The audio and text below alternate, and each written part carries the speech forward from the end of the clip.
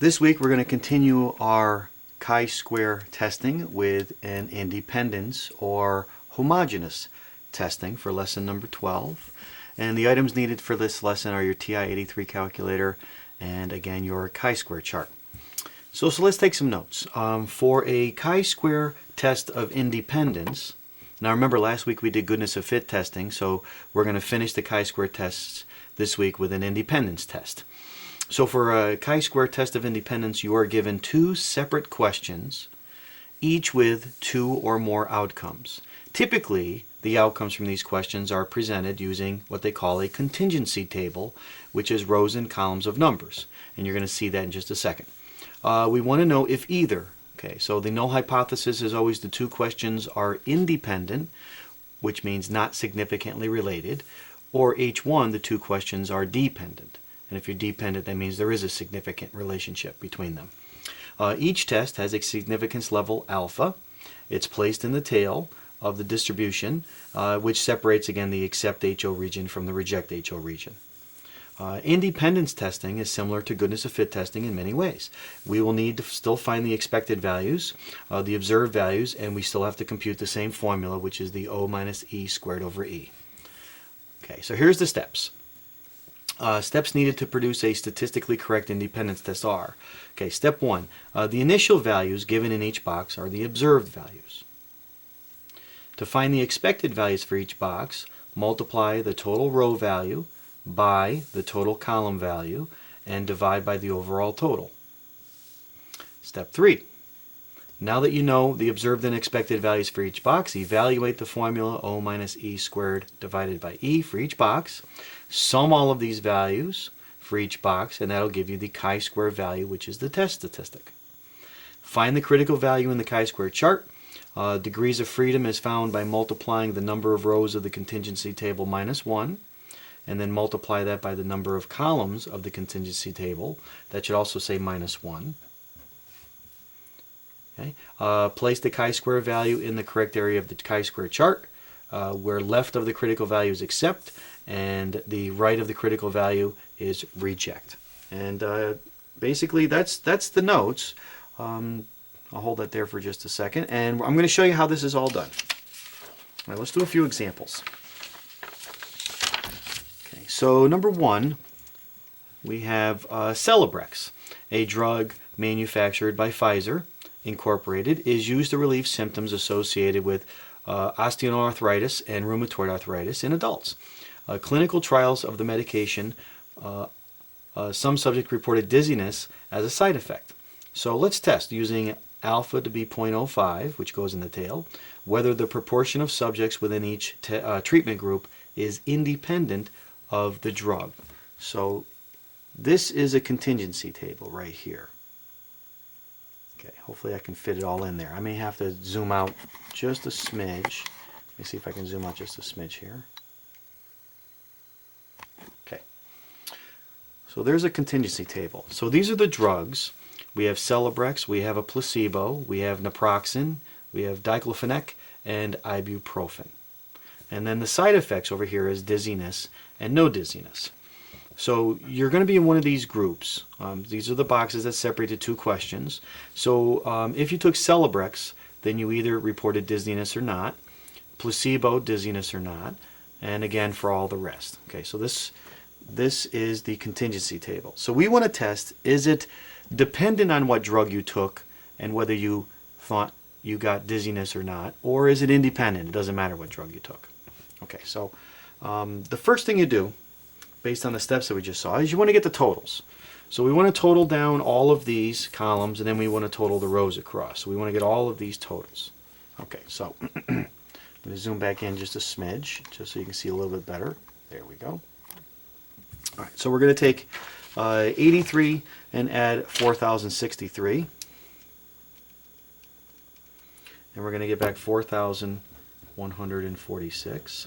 We're going to add 32 and 1832.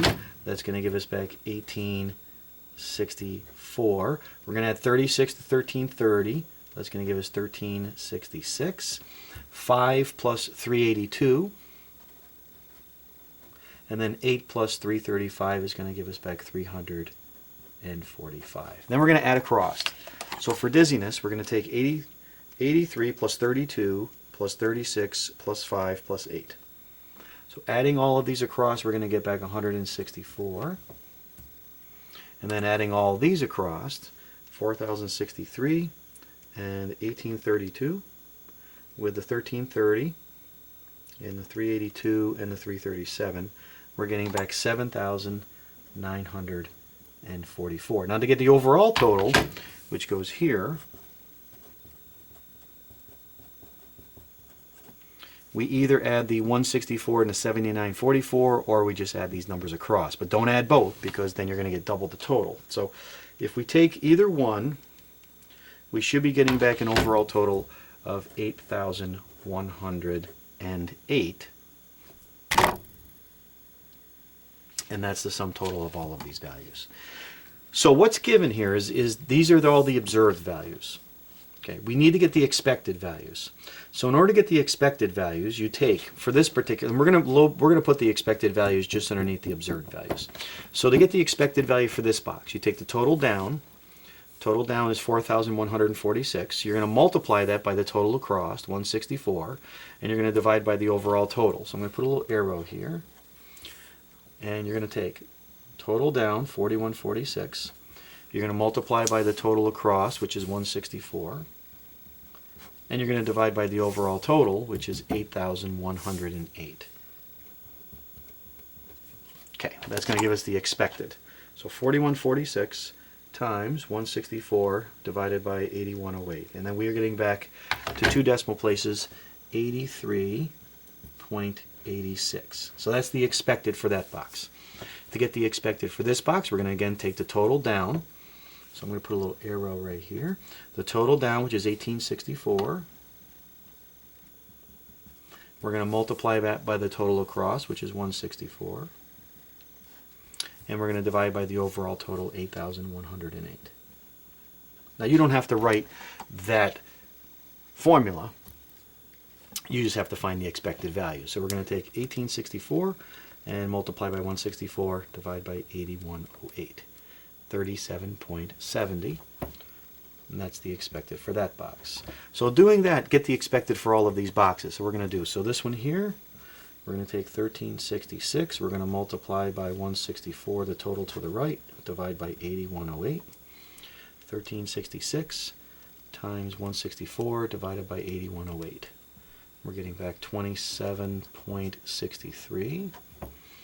For this box, we're going to take 387 total down times total across, 164, divided by overall total. So 387 times 164 divided by 8,108. Okay, 7.83 is the expected for that box. For this box, we're going to take the total down, 345, multiply by the total across, 164, and divide by 8,108. 345 times 164, 8,108. We're getting back 6.98. Okay, now we go to this one. Total down, which is 4,146, times 7,944. That's the total across. And again, divide by the overall total, 8,108. 4,146 times 7,944 divided by 8,108. Okay, 4,062.14. Okay, this one, total down is 1864 times total across 7,944. Okay, 1864 times 7,944 divided by 8,108. 1826.30 is the expected for that box. 1366 times 7944, 8108. Whoop. 1366.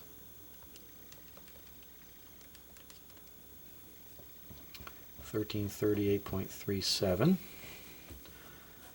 This one, 387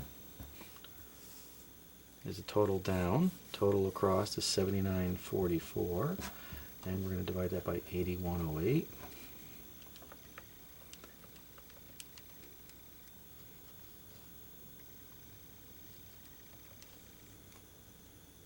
Okay, 379.17. And here, 345 times 79.44 divided by 8108.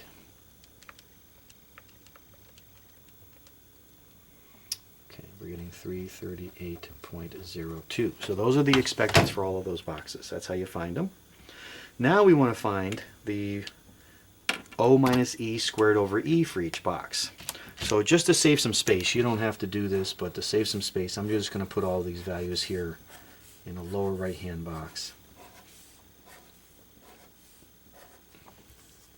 So for this particular one, we're going to take O. Now all these top numbers are of the observed, so 83. We're going to subtract the expected, 83.86. We're going to square that and divide by the expected. So the top number are the observed, the bottom number are the expecteds. So we're going to take 83, parentheses, 83, subtract 83.86, squared, and divide by the expected 83.86. 0.008, so let's call that 0.01. That's for that one. So for this particular box, okay, we need observed 32 minus expected 37.70 squared divided by 37.70. Okay, 0.86. This one, 36 minus 27.63 squared divided by 27.63. 2.54. This one, observed 5 minus 7.83 squared divided by 7.83. 1.02, okay. 8 minus 6.98 squared divided by 6.98. 0.15. Okay, continue with these. 4,063 minus 4,062.14 squared divided by 4,062.14. Okay, now remember that's an e to the negative 4, which means take that decimal point and move it 4 places to the left, and that'll give you 0.0001, so the 2 decimal places, that's 0.00. 1832 minus 1826.30 squared divided by 1826.30. 0.017, that'll round to 0.02. 1330 minus 1338.37 squared divided by 1338.37. 0.05. Okay. 382 minus 379.17 squared divided by 379.17. 0.02. And then finally 337 minus 338.02 squared divided by 338.02. 0.00. Now we're going to add all of these. So we're going to add up all of the O minus E squared over E values.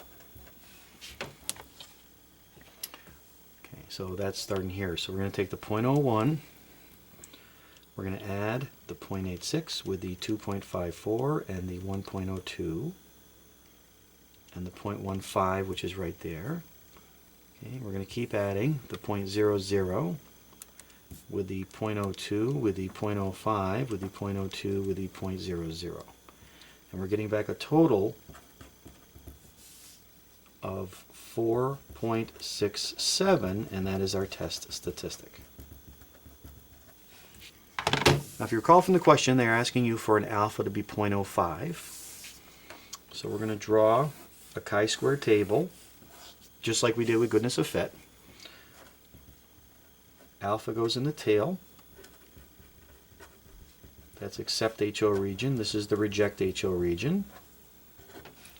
Now we need a degree of freedom, and the degree of freedom is found by taking two things. Now remember, for goodness of fit testing, it was one less than the number of categories, and we're going to do the same thing, but we're going to do it twice.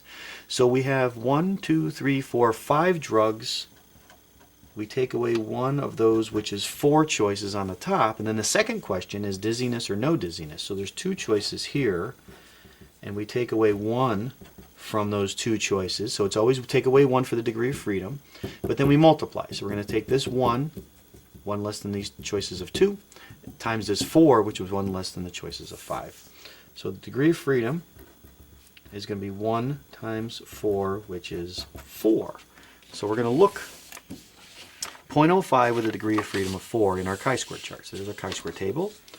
0.05, 1, 2, 3, 4, 9.488. 9.488 is our critical value. We have a test statistic of 4.67, which lies left of this critical value, which ends up, we'll put over here, in the accept HO region. And if you recall from the notes, let me pull them back up. For independence testing, the HO is always the 2 questions are independent. H1 is the 2 questions are dependent. We're going to accept HO in this particular question. So we're going to write down the 2 questions are independent, which means there's not a significant relationship between which drug causes dizziness or not. It's independent of the drug. So there's no direct relationship between what drug causes dizziness. So it's independent of that. And we just concluded it. All right, let's take a look at the second one. Okay. The following table shows the number of U.S. adults in millions aged 25 and older by employment status and educational attainment. So those are 2 questions. Test with alpha to be 2.5% to see if educational attainment is independent of employment status. So let me see if I can scroll out just a smidge here. Okay. There's the contingency table. So we have not a high school graduate, some college, and an associate's, bachelor's, or an advanced degree. And then whether they were employed, unemployed, or not in the labor force. That means they gave up looking. So they're not only unemployed. Unemployed means you're still looking. Not in the labor force means you gave up. So the first thing we want to do to prove that it's either a relationship between being employed versus your degree or not a relationship is we have to find these totals. So we're going to total these columns down, and then we're going to total these rows across. Okay, so totaling down, we're going to get, for this column, we're going to get 11.5 plus 1.1 plus 15.4. 11.5, 1.1, 15.4. We're getting 28 for this one. We're going to have 35.9 plus 2.1 plus 22.7. We're getting back 60.7 for this one as a total. Okay. 21.3 plus 1 plus 9.4. We're getting back 31.7 for that total. And 51.4 plus 1.4 plus 15.4, 68.2 total for those. Now we got to go across. So we're going to add these numbers going across. 11.5 plus 35.9 plus 21.3 plus 51.4. So we're getting a total of 120.1. The middle, 1.1 plus 2.1 plus 1 plus 1.4 gives us a total of 5.6. And then finally the third one, totaling them up, 15.4 plus 22.7 plus 9.4 plus 15.4 totals to 62.9. And then you have a choice, either add up all of these or add up all of those to get an overall total, which we're going to put right here. Okay, so in adding up those numbers, we're getting back 188.6 as an overall total. So these are all the observed values. So we have to go through and find the expected values for each one of these. Okay, so again, for this one, we're going to take total down 28 times total across 120.1, and we're going to divide by the overall total 188.6. We're going to get back 17.83 is the expected for that one. For 35.9, total down is 60.7. Okay, we're going to multiply by the total across, 120.1, and then we're going to divide by the overall total, 188.6. We're getting back 38.65. For this box, total down, 31.7 times total across, 120.1, divide by 188.6, overall total. We're getting back 20.19. For this box, total down, 68.2 times total across, divided by overall total, 43.43. Okay, so now we're going to do this one. Total down is 28. 28 times total across, 5.6, divide by overall total, 0.83. Is that answer for the expected? This box, total down, 60.7, times total across, 5.6, divide by overall total. Expected is 1.80. This one, total down, 31.7, times total across, 5.6, divided by 188.6 overall. So we get back 0.94. This one, total down, 68.2 times 5.6 divided by 188.6. We're getting back 2.03. Okay, hope you can see the calculator there.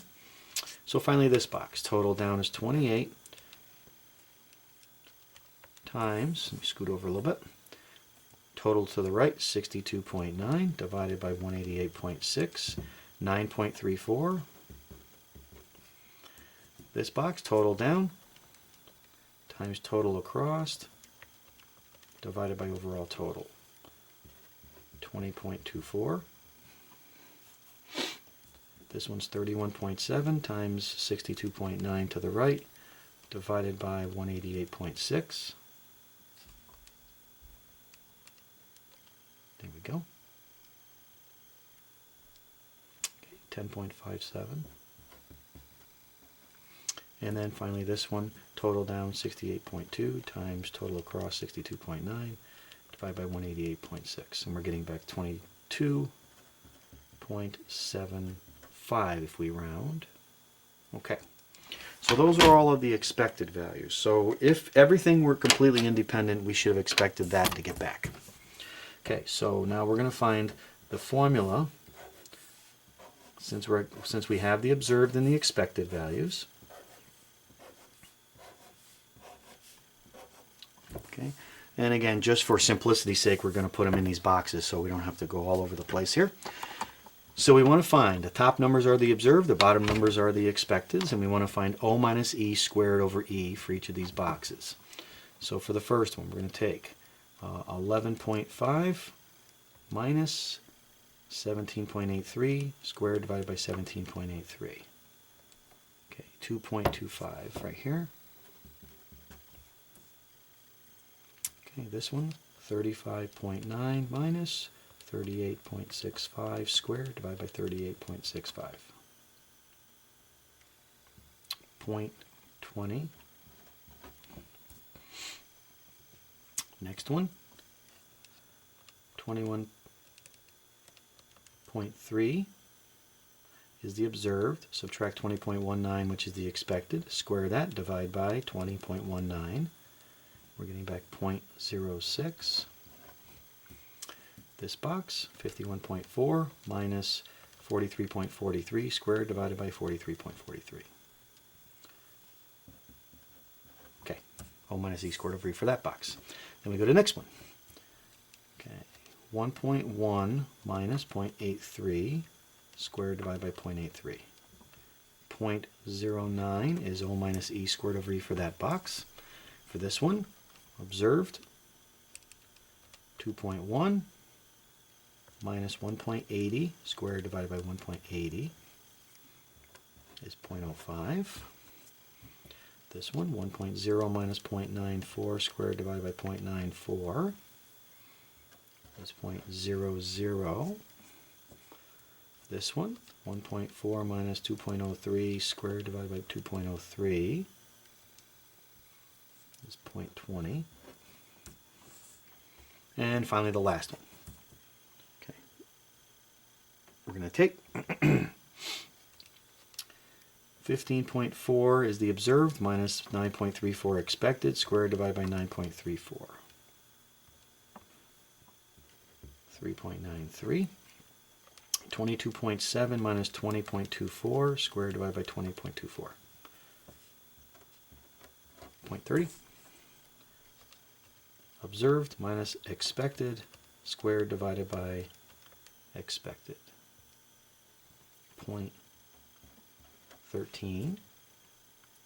And then last, 15.4 minus 22.75 squared divided by 22.75. 2.37. So there's all of our O minus E squares over E's. Now we have to add all of those up. So add up all observed minus expected squared over expected values. That'll give us the chi-square test statistic. So here we go. We're going to take 2.25. We're going to add 0.20 plus 0.06 plus 1.46 plus 0.09 plus 0.05 plus 0.00 plus 0.20 plus 3.93, 0.30 and 0.13 and 2.37. We're getting back 11.04 as our test statistic. Okay.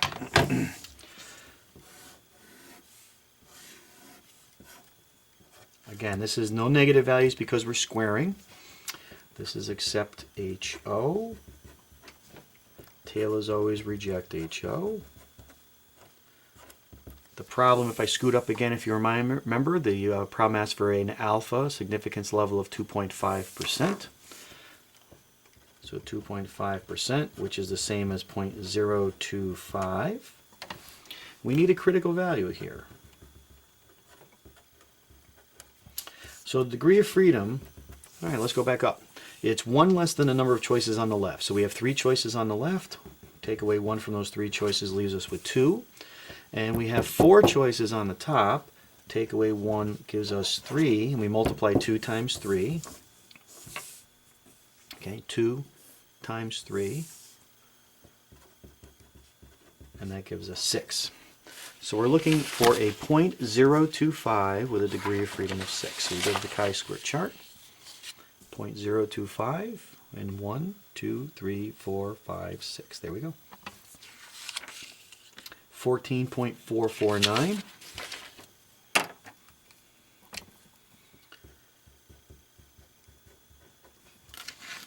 That's our critical value. Where does 11.04 lie? A little left of 14, which is left of the rejection region, so that's in the accept HO region. So our conclusion will be to accept HO. And then we're going to put down what that means. So we're going to say the 2 questions are independent. So we proved that it's independent of your employment status based on your degree. Okay, that's what we just showed. Now remember, accept HO is not the way it's written in the textbooks. Accept HO would be fail to reject HO. But that's how it's written. And that's how you do independence testing. So this week's all done. Make sure you check your homework. Any questions, send me an email. Okay?